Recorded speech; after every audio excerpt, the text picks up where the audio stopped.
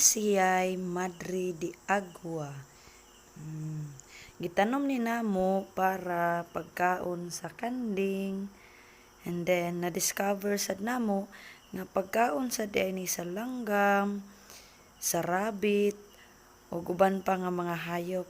So usahay mo sad niya akong ipakaon sa akong mga havard, isagol na ako sa feeds. Actually kani siya mao ni ang himuon og feeds di ay. Hapon na, kinahanglan na nato nga hipuson ang mga kanding.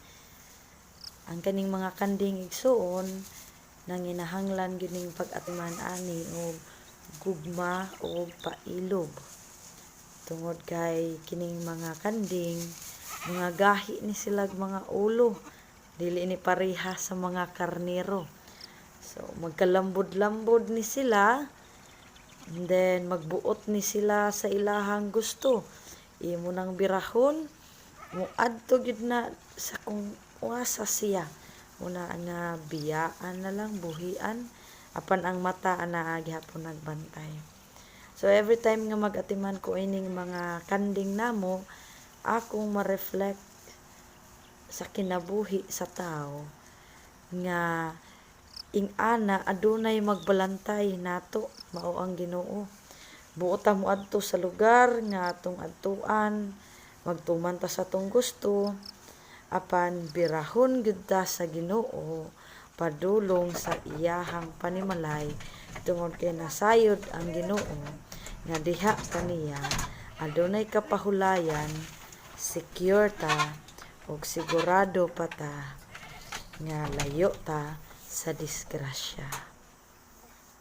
Og sa diha nga makasabot na ta sa mga plano sa Ginoo diri kanato, kusa na ta nga musubay sa dalan nga musunod sa iyahang mga plano, tungod kay nasayod ta nga dili ta biyaan sa Ginoo nga iya hagid tang pagaubanan.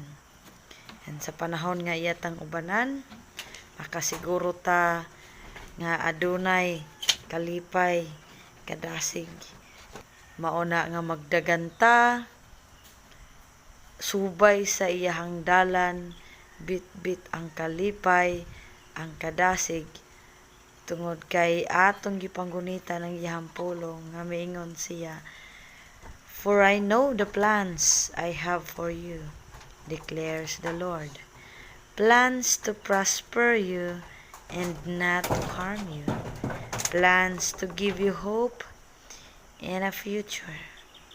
Unang igsoon, trust the Lord. He knows what is best for you.